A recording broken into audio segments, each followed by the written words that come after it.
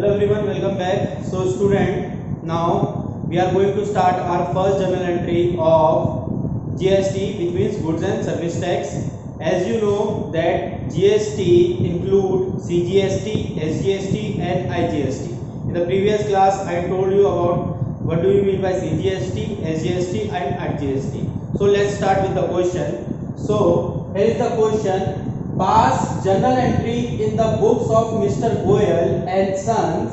CGST charge 9% and SGST charge 9%. So in the previous class I told you that both CGST and SGST are charged equally.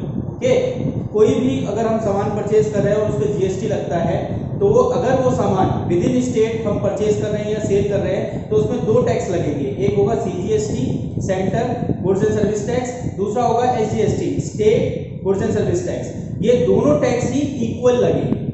ठीक है, तो जैसे ही हम अगर बात कर रहे हैं मिस्टर गोयल एक है, उनकी फर्म की हम जनरल एंट्री बना रहे हैं तो उसमें जो गुड्स एंड सर्विस टैक्स लगा है वो 9% चार्ज हुआ है सीजीएसटी एंड 9% चार्ज हुआ है SGST. So let's start with the question. Purchase good from Rama. So the entry will be purchase account DR to Rama. Okay, but we are going to start with GST. So goods is written, purchase of goods. Goods यहाँ पे हम खरीद रहे हैं तो GST तो लगेगा यहाँ पे.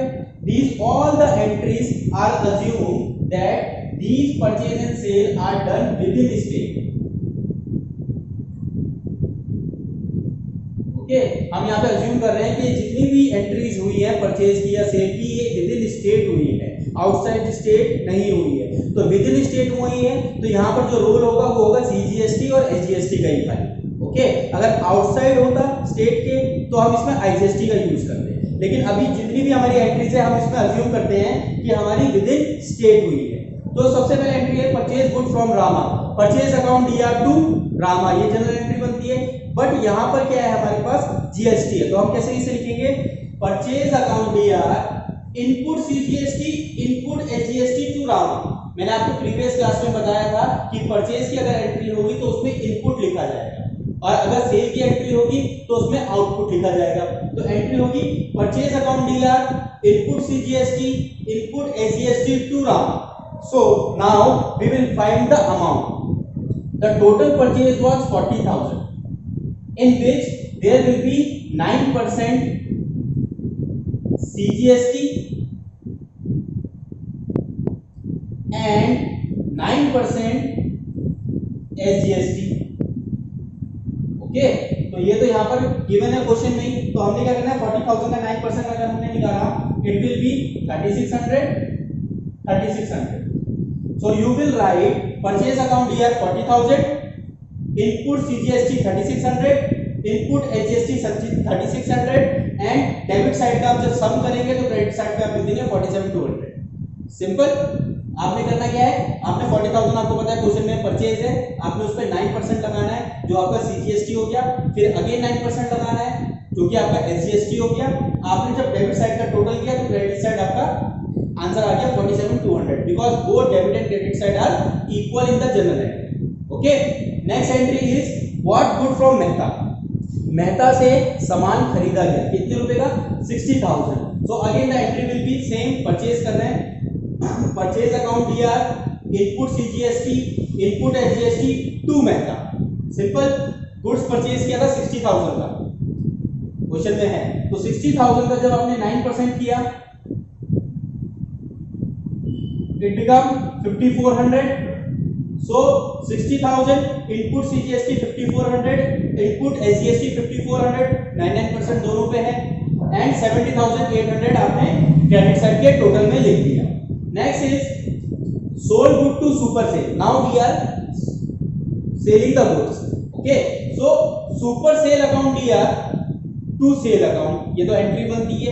अगर कैश में सामान आया होता तो हम लिखते हैं cash account DR to sale, but अभी कैश में कहीं पे डिपॉजिट लिखा नहीं है कि कैश में एंट्री हुई है सोल्ड की, तो हमने क्या लिखा, super sale account DR to sale. ये तो नॉर्मल एंट्री है, लेकिन ये क्वेश्चन है जीएसटी का, तो इसमें अब क्या होगा, इनपुट की जगह आउटपुट का यूज होगा। क्यों होगा, क्योंकि सेल जो है वो आउटपुट से हम डिनोमिनेट करते हैं।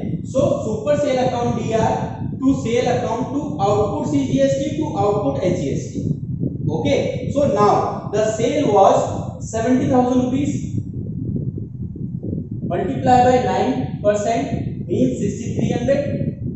So 6300 आपने क्या करना है, सबसे पहले टू सेल में तो आपने लिख दिया 70,000 कितने का सेल हुआ था, 6300 will be the SGST, 6300 will be the SGST क्योंकि 9% बोथ का है ना, तो 6300 अगर SGST है तो 6300 CGST भी होगा, दोनों इक्वल इक्वल हैं, आप कोई भी एक निकाल लीजिए, दोनों में अमाउंट सेम आएगी। सो 70,000 6300 6300, फिर क्रेडिट साइड का जब टोटल कर लेंगे तो डेबिट आ जाएगा 82,600, both the sides are equal. Next entry is sold good to Mohan brother against check which was deposited in bank. Now we are solding the goods to Mohan and the amount which we received we immediately depositing in the bank. यानी कि मैंने मोहन को सामान बेचा और जो पैसा मेरे पास आया उसे मैंने इमीडिएटली बैंक में डिपॉजिट कर दिया। तो इसकी एंट्री क्या होगी? सबसे पहले तो ऑब्वियसली बात है, पैसा कहां जा रहा है, बैंक में जा रहा है, तो बैंक अकाउंट DR2 से ये इसकी नॉर्मल एंट्री बनेगी क्योंकि पैसा कहां से आया है, सेल से आया है और गया कहां पर, बैंक में गया। अगर कैश आता तो लिखते कैश टू सेल, लेकिन अभी चेक है तो हमने क्या बैंक में डिपॉजिट कर रहे, तो एंट्री क्या होगी, bank to sale. And again sale की एंट्री है तो to output CGST to output SGST। ना total amount of sold of good was 20,000, 9% आपने किया तो कितना आ गया 1800 will be the CGST and 1800 will be the SGST. So 20,000 will be in the sale, 18,000 in the output CGST, 18,000 in output SGST, 1800. Okay, and the total will be 23,600 in the debit side. Next, paid salary to employees, salary account DR2 bank, क्योंकि paid salary to employ जो हम salary को दे रहे हैं इसको employees को दे रहे हैं, तो हमने क्या किया, सैलरी अकाउंट DR2 बैंक।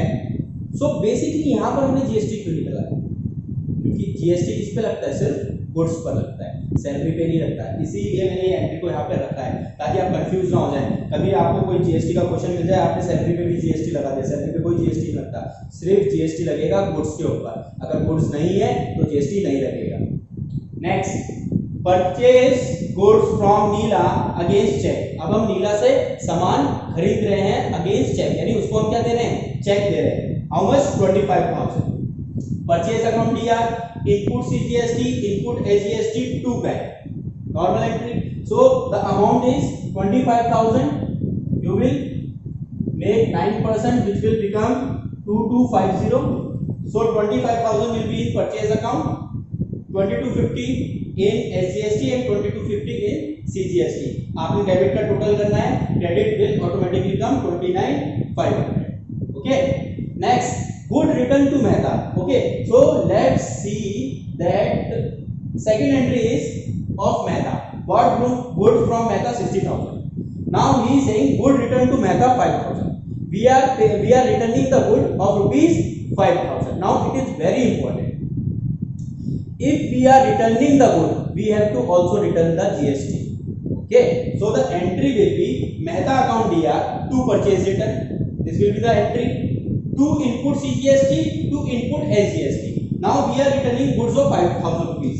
5,000 का हम गुड्स रिटर्न कर रहे हैं, उसका अगर हमने 9% निकाला इट बिकम 450 रुपीस, यानी 450 CGST भी वापस हो रहा है और 450 SGST भी वापस हो रहा है, it will become 5,900. So Mehta will receive 5,900 against 5,000 rupees, यानी 5,000 का जो मेहता ने गुड्स वापस किया है उसके बदले उसे मिल रहे हैं 5,900 रुपीस, क्योंकि उसने उस समय GST पे किया था. Next, super sale return goods. Now super sale return good, so super sale entry was third entry, sold good. So basically we had sold good to super sale. Now super sale was returning goods to us, it will become sale return entry. So sale return account DR, output GST, output CGST, output SGST. Okay, sale return account DR, output CGST, output SGST to super sale. जिस तरह से purchase return में आपने GST को वापस किया था, इस तरीके से अभी सेल में आपको देना पड़ेगा वापस. So the goods was worth rupees 6,000, 9% CGST will become 480, sorry 540. You will write sale return 6,000, 540 CGST, 540 SGST, and 2 supersell 7080 rupees. Okay, so these were the basic entries of GST. Okay, in the next class I am going to give you a question of GST based on this question only, which you have to solve. Clear? So this will be the last class of our journal entry. In tomorrow, in the next class, we are going to start our next level of journal entry known as ledger. Okay, till then, thank you.